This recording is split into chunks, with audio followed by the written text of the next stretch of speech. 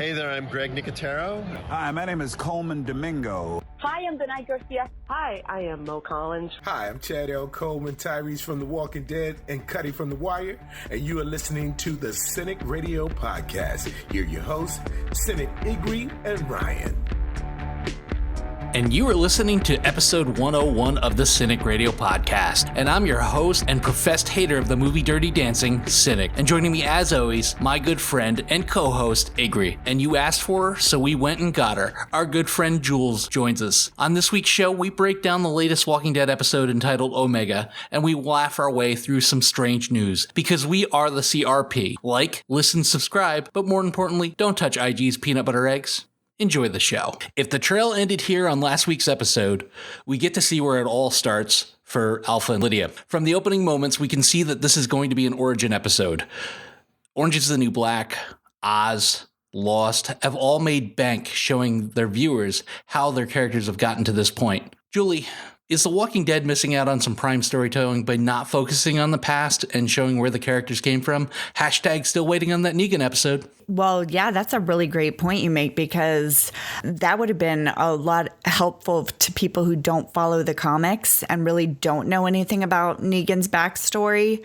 And we are already jumping into Lydia's backstory. I personally have enjoyed this episode and watching it kind of go back into a time where we almost sort of forgot about. You know, it's been so long. So it was nice to see her backstory. I think, they've done a lot of different things where they've shown little snippets of people's past, but they haven't shown a lot of the characters that we really want to see. We haven't seen Daryl before, which would be a fan favorite episode for pretty much everybody except you and I.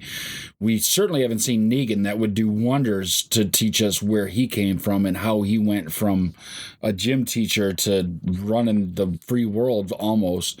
There's a lot of things going on. The one thing that I did like about this origin is it started basically right as the apocalypse was beginning. So we really got to see a time frame where basically Rick was unconscious. And that's one of the things they haven't spent much time showing us.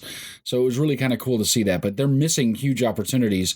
They should be doing some of these for characters, especially as they introduce them. Like every season, they should be spending some time doing some of this. At least snippets, little parts to give us a little bit of backstory of where they all came from and why they have the feelings that they have. I was just going to ask, do you think it's possible that they're going to, possibly try to parlay her backstory into Daryl's? I don't think so. I think that they're having too much fun letting Daryl be Daryl and the mystique that swallows him around and everything else. I wish that they would let us know who these people are. If they really want to go further seasons into this, they're going to have to do something, because they're taking what should be maybe a 10-episode series, running it into 16. That's 6 hours of content that they had to fill. And they don't have that much story for every season. So they're really just kind of milking every single thing they can further than they should. Not outright stealing Orange is the New Black's sequences, I really think that they could give us a little bit more by shooting some of the stuff in the past. I mean, the group that ended up in the quarry, there was a brief snippet of them stuck on the highway as things were falling apart. Shane and Lori and Carl, the roads were blocked because the highways were jammed. And then I believe some jets or helicopters flew over and started bombing Atlanta.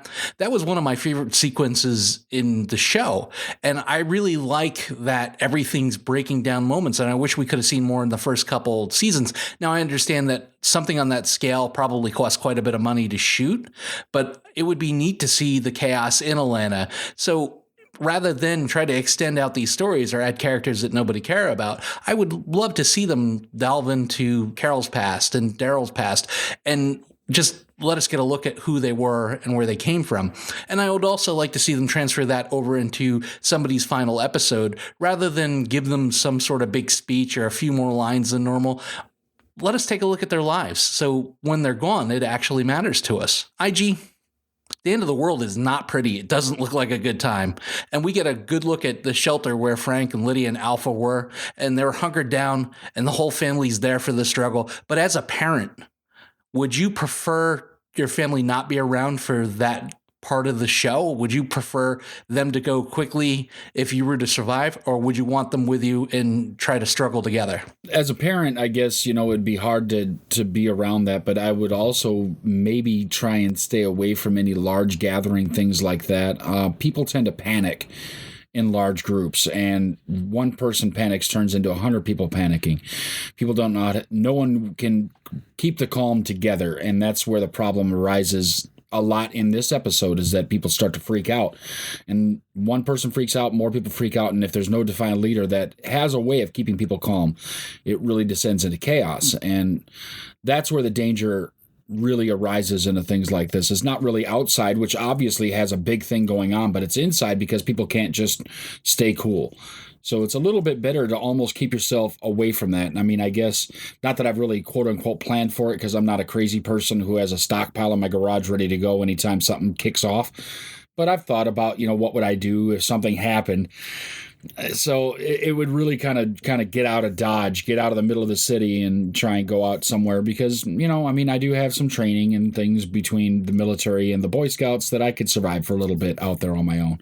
Yeah, I think that it would be rough to have your family if you had to be in a quarantine zone camp-like situation like this. Yes, that would be more difficult than having them be gone. I think so too, because also when you're locked down with a group of people too, initially you're just scared and all that is going on, but then it's just, they seem to be in a basement or something, and you start to go stir crazy because you don't know what's going on, and you can see how people the panic would start to just take over. And if you don't have strong personalities in there that are willing to, take control, like Egg said, people could start to really just go crazy and all kill each other.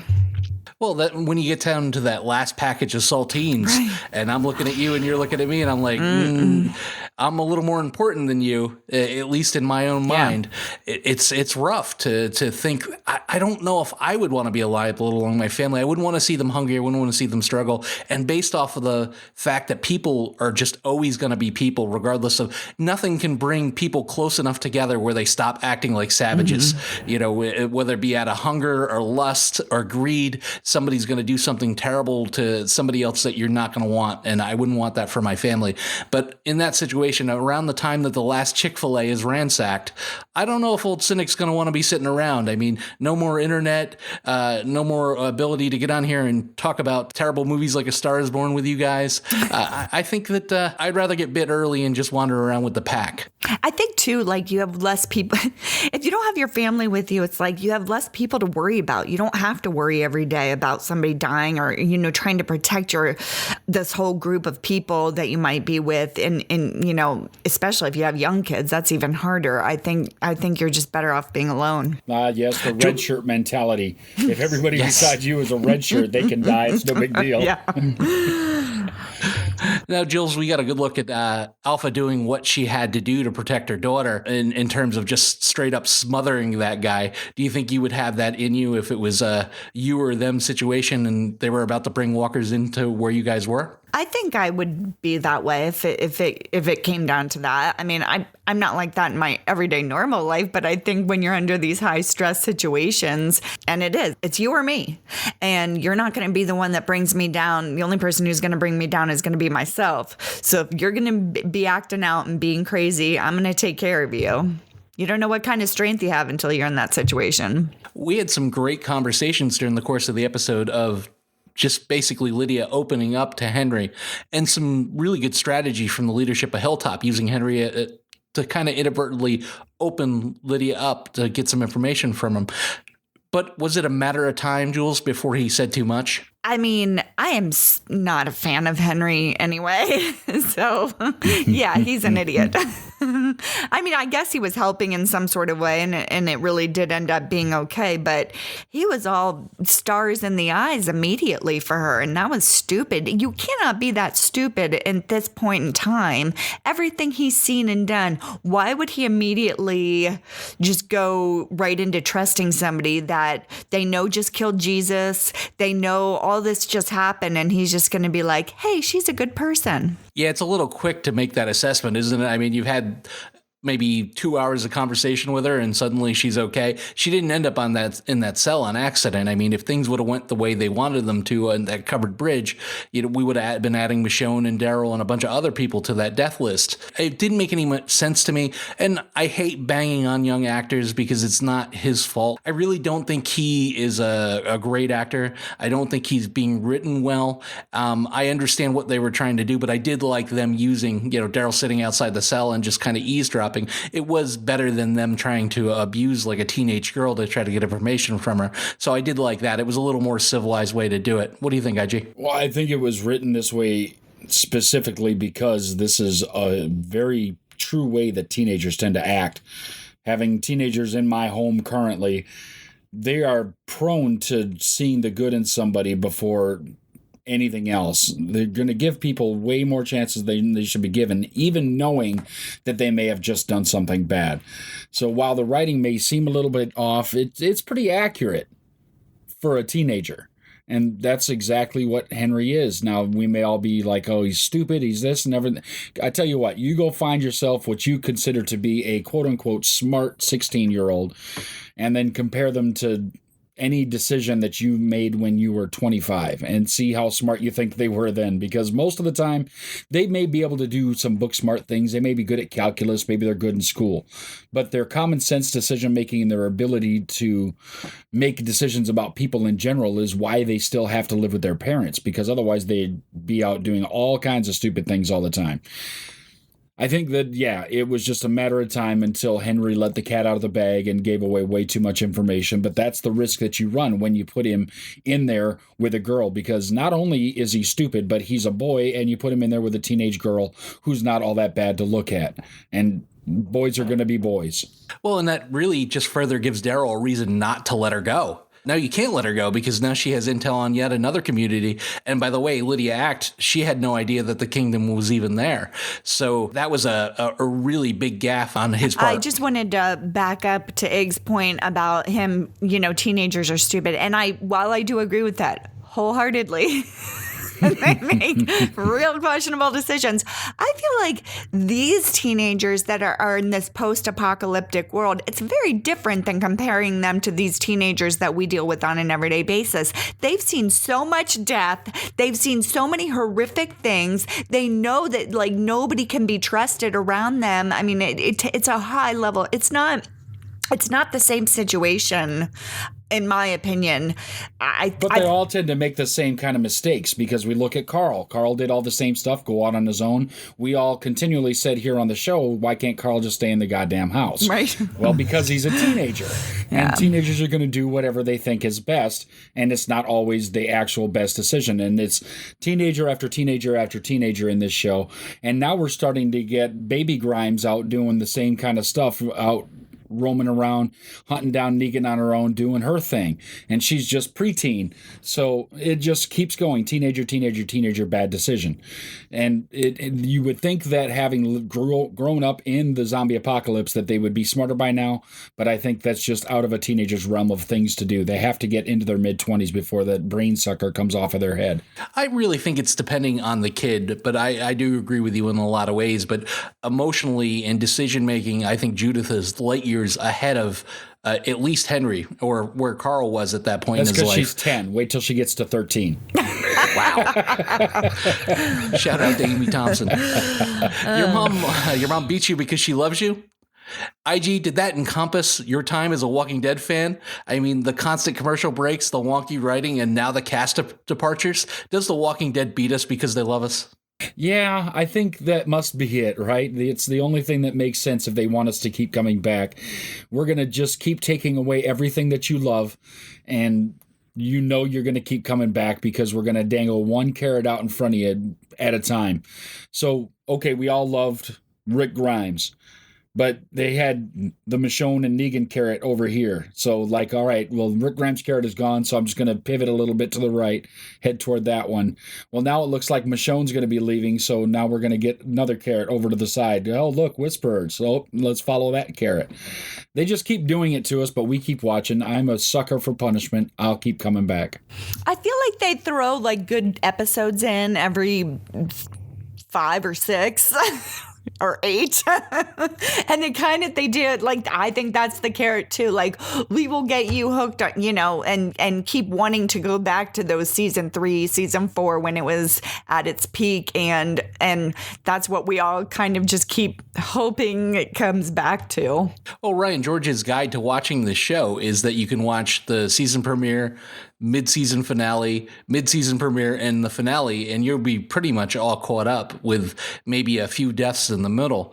And I think those are the few episodes that you're talking about. They kind of save the good stuff to sandwich all that in between to keep you coming back. Jules, is Lydia right about Daryl? Is she a lot more like the Whisperers than he is his own people? Or do you think he's kind of more grown and progressed as a human being? That's a good question. I feel like Daryl is like just some sort of wild dog. I don't really feel like Daryl belongs with any sort of group of people. Like, I think he was fine to be in the woods, and then every once in a while, if you need, a rabid dog to come and help you out of a situation or something, he's there. But I don't feel like he fits in with people. Even the conversations he was having with Lydia, it felt unnatural to me for him to be delving into somebody's personal life, their character, where they, what their backstory was and why they did the things they do. And I don't know. I just don't feel like he belongs in a group. What do you think, IG? Lydia has a point with that he is more like the Whisperers than he is like the people that he's there with, because he does just go and live off the grid, which I believe the Whisperers are big fans of doing. They don't stay in one place for too long. They kind of live off the land. Obviously, they like to eat worms. That's Daryl lifestyle. That's how Daryl does it, So the only difference is he doesn't wear the outfit. Okay, you can't have one person in your group who doesn't want to wear the same clothes as everybody else. I guess the head coach doesn't wear the same uniform as the football team, right? So maybe he can just take over. But yeah, he does live a lot like them. She's got a great point. He is just doing his thing. He's living his way. And even when he's in quote unquote captivity, living with everybody else, he still does things the Daryl way. So doesn't that make him a lot more like the Whisperers? Doesn't he have more in common with them than he does with the people he's living with? She's absolutely right. Yeah, I agree, but I don't know if that's who he really is. I mean, you look at the progression of Henry in this episode, from Daryl, you're an asshole, to Daryl, I'm glad you're friends with my mom. I think Daryl adapts to the situation that he's put in. He's a guy, listen, we've all been through stuff. I've been through stuff. You've been through stuff. It's some of it more severe than others. Daryl is a guy who's been through some stuff. You can see it. We saw it from the very beginning that, his dad was an alcoholic, and I think his mom died in a fire. And I think he adapts, and he doesn't really trust. It takes a lot for him to trust. So rather than make the mistake of trusting the wrong people, he separates himself, or having to deal with one more loss, he would rather live alone. And I understand that. I like the level of communication between Daryl and Lydia, because they're two people that have seen and had a lot of bad shit happen to them. So, him bringing that switch down to show her, like, I understand where you've been and what you've gone through, and that type of person would just hit first and ask questions later. I kind of felt it. I really thought Norman Reedus did a good job with that. IG, the new group, makes the grand gesture of sneaking at a hilltop against the rules at night and go to look for their buddy Luke. But just like that, it was over. Did this sub-story seem a little rushed and slightly pointless? Well, it seemed a lot rushed. It seemed like they had no idea what they were going to do when they went out there, and they got nothing accomplished. And really, the only point it showed was that they care about Luke, and that Luke is important, which to me says that Luke will be back, which is great because, I love the actor that's playing Luke. But why? Why did we have to spend time doing this? And what it boils down to is they needed 5 minutes of time filled in the show to go over. And I don't know why they continue to do this. Like, if you need 5 minutes to fill, why are we going past 9 o'clock or 10 o'clock on the show? Why don't you just end at 9 or 10? We all know that if this had been like Daryl and Rick and Carol and let's say Morgan was out there, they would have also gone out looking for whoever was gone. So that to me didn't seem out of the realm of that's one of their core people. Of course, they're going to go look for him. But maybe they're trying to make us all become connected to these new people. They're trying to, because we're losing so many old people, we're going to have to become connected. And so we have to understand their connection and how deep their connection is. Well, the difference I see is that we're at one of those in an earlier season. They would have at least found tracks, clues, something. They'd have found something, if not found the person completely. And it's funny that you bring up Carol, who we haven't seen in like 5 episodes. We haven't seen the King in like 5 episodes. There's a lot of characters that have been noticeably we haven't absent seen the King for some time long now.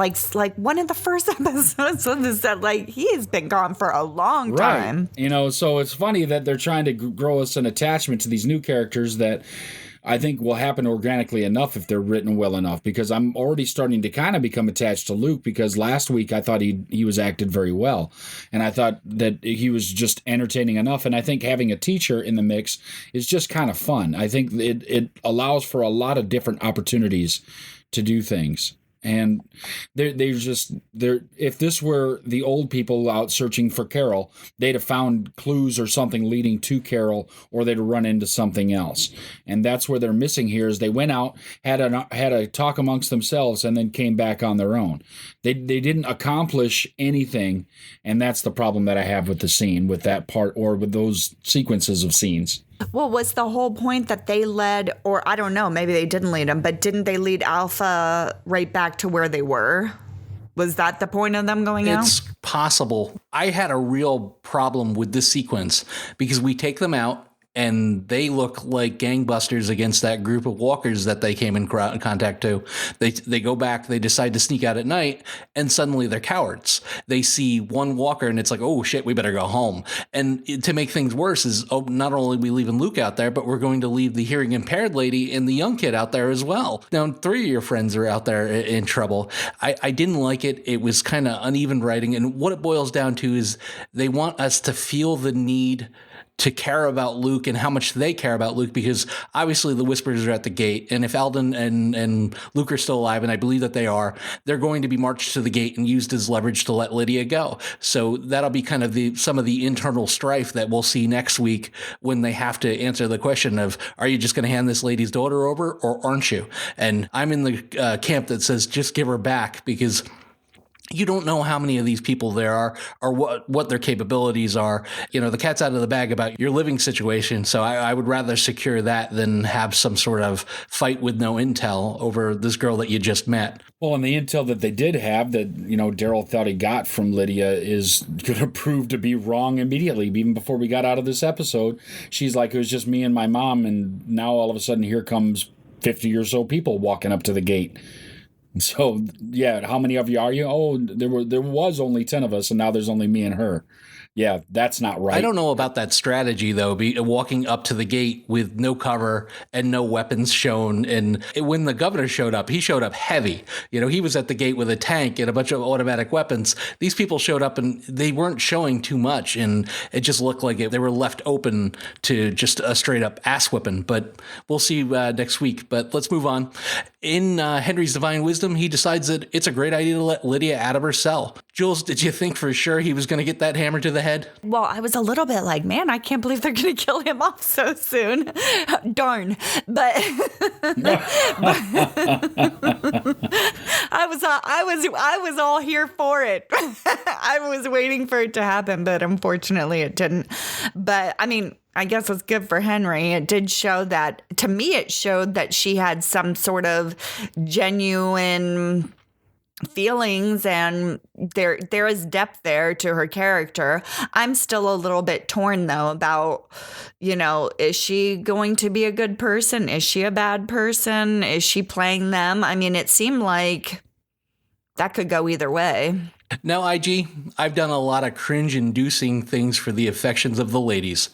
That awkward moment when the girl you like enjoys worms and wants you to eat one too. Have you done anything on that level or embarrassed yourself in any way to get the attention of a certain female? You know, I think as men, we're like That's the game we have to play. If women want us to go ice skating because they love to do that and we don't know how to skate, that's what we have to do. If they want us to eat Indian food even though we just want a burger, that's what we have to do. I think men in general, and myself included by no small step, have absolutely done just anything we can to try and impress a lady. From watching opera and going to like Broadway type shows, which, some I'll admit I've had a good time, but every time I've had to go to one, it's been kind of a begrudging going to it. And I just don't let her know. I'm like, yeah, sure, we can go to that. Or let's go to a museum. Yeah, let's do that. That'll be fun instead of something actually good to do. Sure. And like this vegan restaurant looks good. I'm like, vegan, yeah, that might be interesting. Sure. So why not eat worms? It's the same thing. Women come up with things all the time, and we do whatever we have to do to make them happy. And that's the burden of being a man, is that we have to do things that we don't necessarily want to do just to make women happy. How about you, Jules? Have you ever done anything you would completely out of character for yourself to get that guy's attention? I would probably say just a lot like what Ig said, women do the same thing, we'll just have a salad for dinner and that's all we like to eat. So they're taking the other side of it. Yes, I just like a salad. Just that Trying salad. to watch my figure. I'm good to not Just eat have for the some next water. 3 days. I really want to save this question for Ryan because I miss his nervous, uncomfortable laughter whenever I ask him anything truly personal. I'll give you one that happened to me, which was heartbreaking and embarrassing. It's the mid-90s, and a young cynic is looking for love. He finds a girl, and he mistakenly makes a lie that he really enjoys the movie Dirty Dancing. I do not. Every time I go to this girl's house, she wants to watch Dirty Dancing, and like a young and loved fool, I watch it with her. So my birthday rolls around, and she says, "Hey, I got you something special that's just between you and I." She bought me the soundtrack to Dirty Dancing. Okay, that's fine. I can bury it in the backyard. Nobody needs to know, right? So fast forward a few weeks later, we're out with a group of friends, and Dirty Dancing comes up, and she professes her love for it. And one of my guy friends says, dudes don't watch Dirty Dancing. And she turns and she says, "My boyfriend does. He loves it so much he even has the soundtrack." Oh my God. In front of all of your friends. 9 Inch Nails, what? You may be able to not put baby in a corner, but in that moment, I was most definitely in the corner. Yeah, that's pretty bad. IG, Lydia doesn't attempt escape, but instead asks to be put back in her cell, which is odd for someone who attacked Daryl earlier in the episode. And she tells Daryl and Henry everything, but then realizes it was all a lie. He obviously has PTSD. Can someone like this girl be trusted to be rehabilitated and let out amongst the community? Well, yes, I think she can be rehabilitated. She can be let out amongst the community, but for a while, she's going to need to be watched. One way or another, somebody's going to need to pay attention. And, having been military myself, and a lot of my friends are ex-military, I obviously know some people that suffer from various degrees of PTSD. And some need to be watched a little more than others. Some need to be paid attention to. Some you need to watch for triggers like large fireworks displays and things like that may set them off. But they can all work to overcome these things and to be normal again, or quote unquote normal. There is no normal, everybody. If people are like, "Why aren't you normal?" We all are. Strange is normal. Just get used to it. Yeah, I agree with that, because I do think that she can be rehabilitated. I would agree with that. But I think you're talking about somebody who has had this, she has been brainwashed, obviously, into believing the things that she does since she was a young child. And she doesn't even know exactly what her thoughts are. Her mom has completely made it clear to her a whole different story than really what the story is. So I do think I agreed that she could be completely rehabilitated. But then I also feel like she's also used to living in the wild, being in the wild. How well can she acclimate to a more structured environment all of a sudden? I mean, that might be something that would be, she thinks she wants it. She thinks that would be what she wants until she's in it. And then it's not anything at all like she wanted. Well, and it's a good point, Julie, because she got out and she started looking around and it was so normal that it triggered her, because she'd believed that lie, that there is no civilization, there's no chance that it'll go back to the way it was, that, we have to do this to survive. And I looked over in the corner of Hilltop there, and they're building a Starbucks. I mean, it's that normal over there. Right. She's like, what the hell? They've got a DWS shoe store up the street.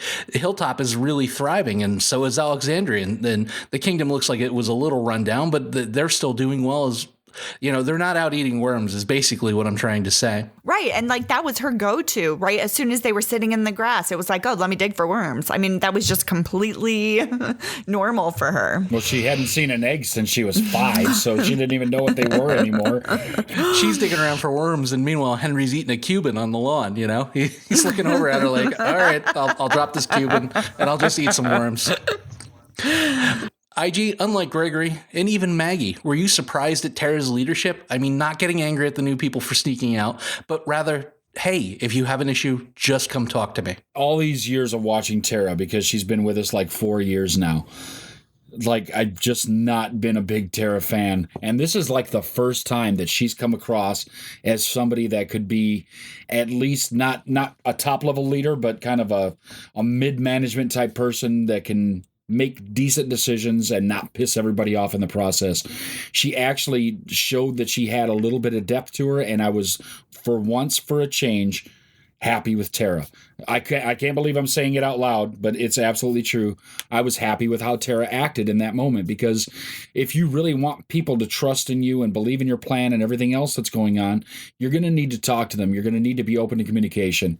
And any good community or workplace or government or anything is going to need to have that back and forth, and willing to take the failures as well as the successes in order to grow. And Tara embodied that, and I'm so happy she did. I was really happy with that. I mean, in that moment, I became a Tara fan. And if you look at the line of succession on Hilltop, we went from Gregory, who was kind of the overlord and commanding, went to Maggie, who, was basically hanging people that crossed her, and, and then Jesus, who didn't want the job. And Tara really kind of touched my heart. I was like, wow, look at the big brain on Tara here. And she's like telling people that we're going to have to work together. And if I make a mistake, you need to tell me.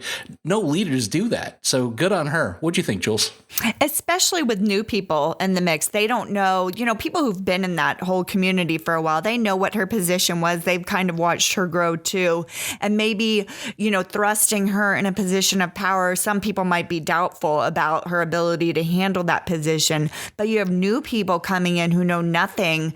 And this is really their first interaction with her, where they've kind of, really kind of went behind her back and crossed her, and there could be all kinds of ramifications for them if she wanted it to punish them. But this is a way to also really bring those people in and immediately have people in your corner, supporting you as a leader. IG, I am Alpha, and the only thing I want from you people is my daughter. Your thoughts on the final scenes, the episode, and your rating.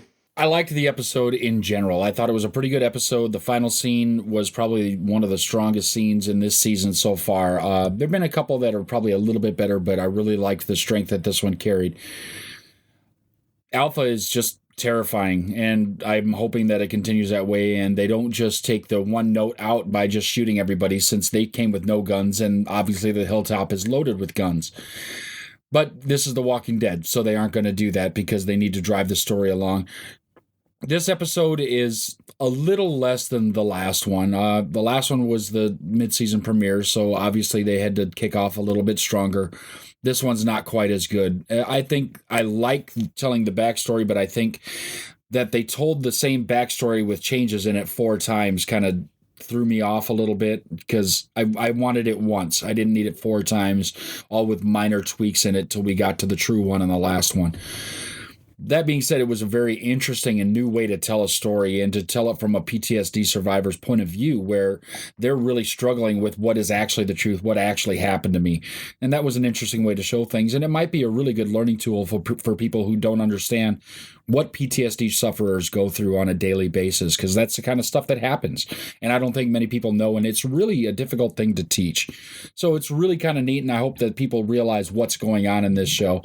Maybe by listening to this podcast, they'll get an idea. That being said, the show was still decent. I give it a 6.5. I liked it, but it could do better. Not very much movement in the show. I happen to like this week's episode better than last week's, and I guess maybe because I was completely chilled out. I mean, I find Lydia, I agree with you. She's terrifying. And there's something about her that makes you just know she is unsteady. You don't know what she's going to do. And she's different than Negan. Negan was cartoony almost. And I liked Negan. I liked his character, and he was scary, especially when we were first really introduced to him. But I mean, she has a way about her that just is completely different than Negan. So I'm excited to see how this goes. And to me, this was an episode for me, like I said, where they'll throw those out and you're like, okay, we could be going somewhere great here. So I'm really hopeful about this. I'm going to give it a 7. I'm not dying for this episode, but I'm hopeful from here on out. So I'm going to go ahead and give it a 7. I'm really psyched about the Whispers, and I'm really happy that a lot of my Facebook friends that are background talent are actually Whispers this season. One of which was on the show earlier in the year, and we interviewed him. So I'm really excited for that. I'm happy because this is probably the biggest and last storyline on the docket for The Walking Dead. So I really want them to do it right. For the most part, Omega was a forgettable episode for me, though. I mean, it was just... They really had a chance to give us some deep context to Alpha. Instead, it was more focused on how troubled Lydia is and will be going forward. I do find it funny, though, if you ever watched CSI Miami, and you can go on YouTube and look at this, David Caruso was the catchphrase hard in guy, and Alpha seems to be she's the catchphrase hard out woman. You know, last week it was the trail ends here. This week it's I'm Alpha and I want my daughter. So I wonder if they're going to continue with that trend. I thought that was kind of cool. Although I thought Norman showed some real range, and it was nice to see Luke's friends cared about him at least to make the effort to go out there, but not to put themselves in any kind of real danger. Hats off to Cassidy. I'm probably going to say this wrong. McClincy, who plays Lydia. It was a standout performance, and the final scene looks like it's shots fired and things are starting to begin to get real, and we will finally get to break into this Whispers storyline, although it looks like at this place it's going to bleed over to season 10. All in all, I give Omega a 6.5. All right, my first story comes from DeKalb County, Georgia, where the family of an arson suspect said a bizarre argument led to the house fire, and the house was started on fire over a box of Cheez-Its. Now, I'm wondering, were they special Cheez-Its? Were they standard Cheez-Its? Were they those new Parmesan cheddar Cheez-Its or some of those mixed Cheez-Its? What kind of Cheez-Its would drive you, if someone was going to take them from you, to start the house on fire? Well, everything's coming out with the flaming hot this and the flaming hot that, so maybe they were just taking marketing to the next level. I don't know if I would set the house on fire from some Cheez-Its, but if you started eating my Toll House chocolate chip cookies, we may have some arson on the docket. Julie, is there any food out there that would cause you to burn it all down? Burn this motherfucker down? Somebody took your box of wine. Are you ending this? You know I will. I'll do a bottle of 19 Crimes wine. That's going to be what makes me go head to head with somebody. Oh, me? Man, anybody touches my Reese's peanut butter eggs and it's all done. Oh, you must be so excited. I'm so happy. I was at the store yesterday. My time has come. They are in the stores. And I came home with a couple of packages of them yesterday, and I'm so happy. And I've not eaten any of them yet because I'm enjoying just the fact that I have them here. They are here. It is like only for like a month every year. The other ones are good, like the trees and the pumpkins. They're okay. And the hearts for Valentine's Day. They're okay. The eggs are where it's at, ladies and gentlemen. Reese's, they're like, I don't know what, a 1x3 inch package, like big flat egg. Everybody, if you're listening, they're so good. I'm sorry. But like my kids know that like I will rampage through the house with a bat like Negan, just knocking things off if you touch my eggs. IG, I'm responsible for at least 10 to 15% of all Reese's products consumed nationally. The eggs, the trees, the hearts, they're all the same thing. The good people at Reese's have now said it's okay to be a fat boy all year round. Just enjoy the holiday. They're not all the same. I eat all of those. I must be responsible for another 10 to 15% as well, because I eat them all as well. But, I don't know what it is. I love the eggs. It's the ratio of They're like perfect. the size.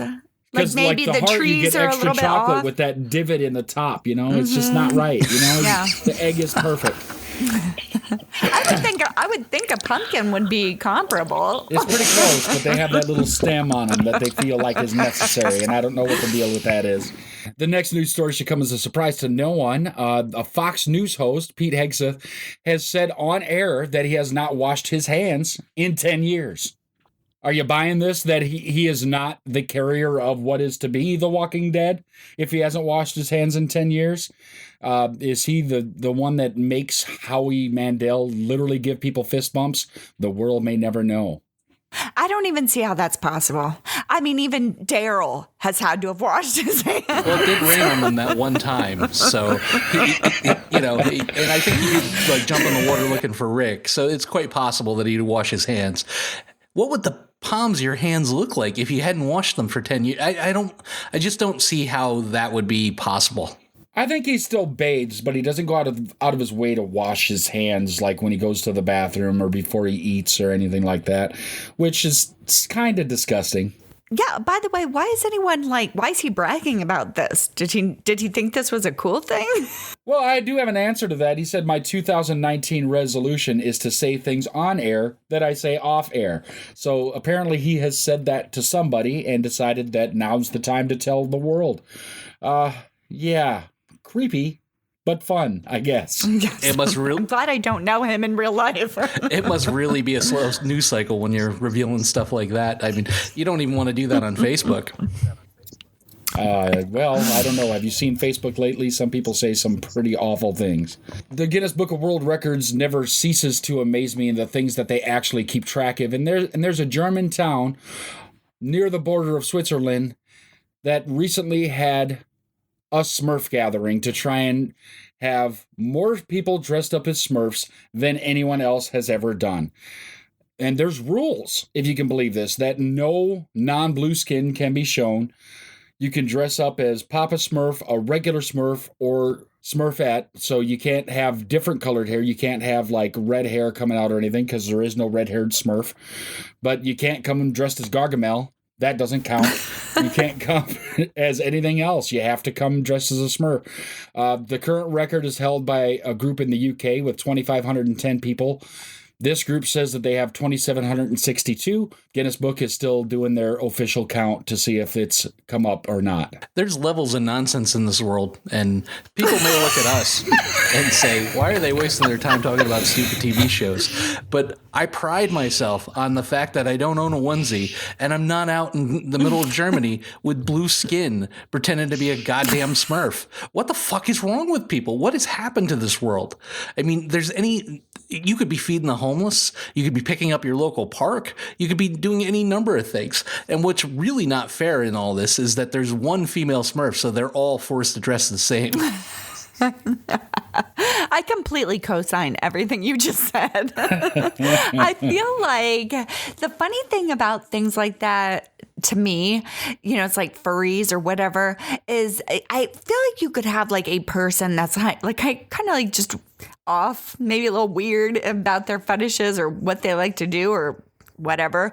But when you have so many people that seem to have that same sort of desire to go running around like a Smurf, that seems so bizarre to me that you can find that many people who want to do that. I can't find 4 people to sit down and do a podcast on one of the world's most famous shows, but somehow they got 2,500 morons to sit around in blue paint, and the temperature's not all that warm over in Germany at this point in time. Oh my God. Can you imagine just like covering yourself in blue paint, no shirt, just little pants on, just running around? What was the deal with the Smurfs? Why was everybody bare-chested over there? Did you ever notice that? None of them wore shirts. Lack of material, I guess. I don't know. They did like fabric is hard to make that small.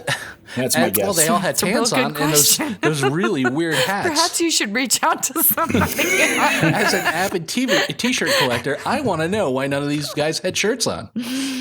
None of them ever really seemed to work out either. It would help differentiate them a lot better than what they did, kind of, because like what I don't even remember. What did some of them have, like a tattoo on their arm or something? Well, having grown up in the 80s, I'll tell you that one did work out. They had Hefty Smurf, and he did have the tattoo on his arm. They had one. And how come none of the Smurfs were overweight? How come you didn't have diabetes Smurf?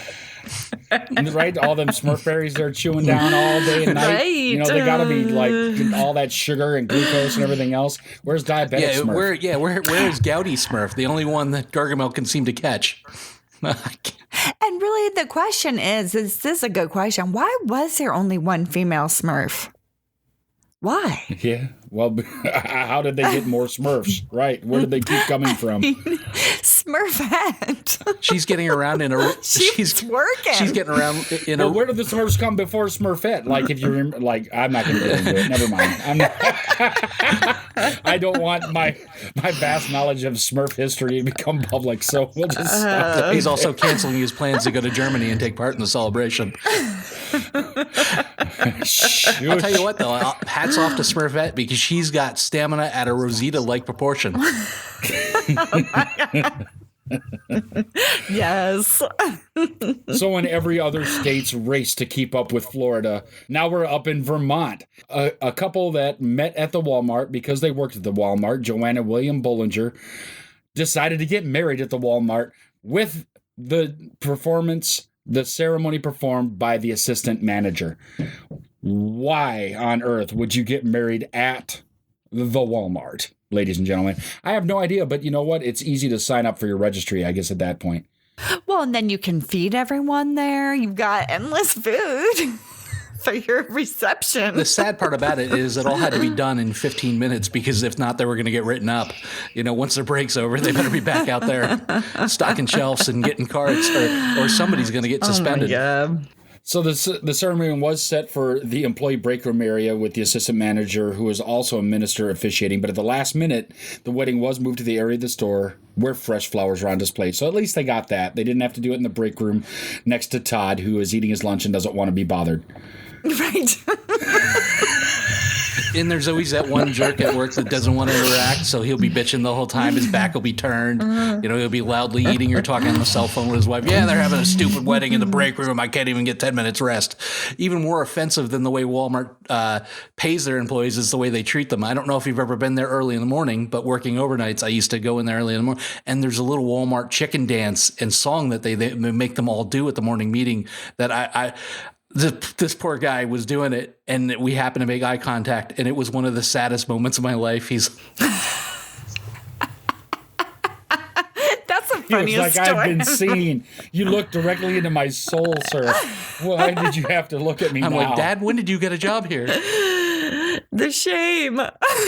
So continuing my traipse across the Northeast here, now we're in New Hampshire. We're at a Planet Fitness, which I'll admit, I'm a member of Planet Fitness. Police said that Eric Stagno, 34 of Haverhill, Massachusetts, went into the gym, took off his clothing, walked back and forth a couple of times before settling in for some yoga. Little bit of naked yoga in the Planet Fitness. And when the police showed up, he kind of said, "Hey, I thought this was a judgment-free zone." Completely realistic way to respond to that. It says so all over the walls in that place. Judgment-free He has zone. a point. If he was going to create a lawsuit out of this, there would be a huge point he's making.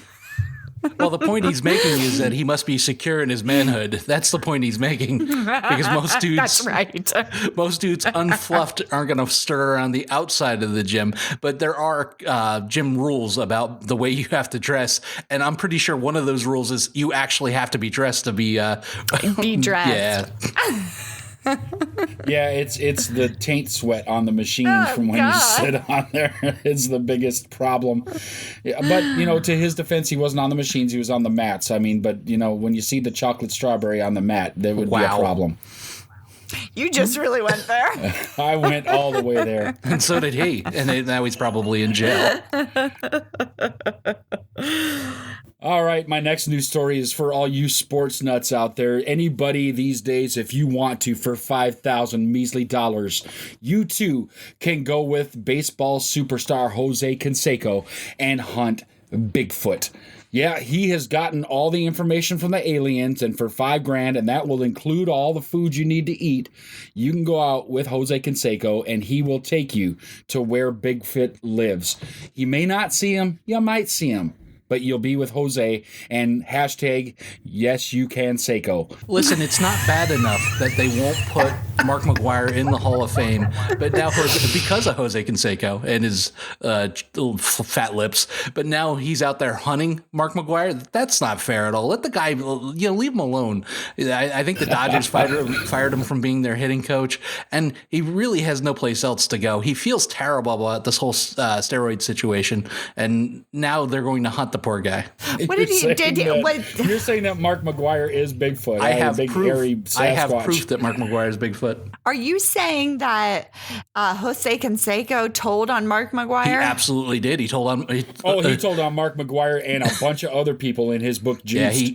Yes. Oh, wow. They went before Congress. It was a mess. Mark McGwire was up there crying. It's hard to see Paul Bunyan cry. I mean, but it was really a huge black mark on baseball. But at the same time, I just feel terrible that McGwire's not in the Hall of Fame. Well, the man hit a bunch of home runs, like a bunch of them. And was that before he was juiced? No, but in an era where everybody that was hitting all those home runs was juiced. Like Barry Bonds? He was on par with everybody else. Yeah, Barry Bonds, who will probably get put into the Hall. Even though he was obviously juiced. He went from a size 7.5 head to 1,200. Right. So yeah. Yeah. So our nightmare has come true. My last story today, The Punisher and Jessica Jones have officially been canceled by Netflix. The Punisher was canceled? And Jessica Jones. The last remaining people for the Marvel Cinematic Universe on Netflix are no more. This is it. We are going to get the third season is going to air because it's already been shot for Jessica Jones, but there will be no more. That's it. The Punisher and Jessica Jones are done. Is it because the Punisher? Oh my God, I'm drawing a blank. What's his name? John Bernthal. Yeah, isn't he going to a Sopranos movie? Well, I'm sure he's going to do a movie. I mean, a lot of the TV people do movies. It's because of the whole Star Wars the deal with Marvel and Disney streaming service. What a bummer. I really liked The Punisher. That was a great show. Well, I'm hoping that these actors did enjoy these shows so much that there will be pressure on Disney to bring them back and put them on Hulu. And I mean, I believe the lockout time or the non-compete time is about 2 years. So, bide your time and maybe we can see Charlie Cox and John Bernthal again in those respective roles. In the meantime, though, the villains like Kingpin can be used in the Marvel MCU or in any of their other properties because they don't fall under that agreement. But it's a shame because this was some of the best TV out there, not just superhero shows, but The Punisher, Daredevil, Jessica Jones were really enjoyable shows on a lot of other levels other than superhero. Yeah, and they're going to be sorely missed. I mean, they were really well done. The production value was high. The stories were well done. Except for Iron Fist. Yeah, it just was really a good time. And you know me, I'm always in for a good time, but it was just a lot of fun to have and a lot of fun to have around. And I'm glad they finally got the Punisher right.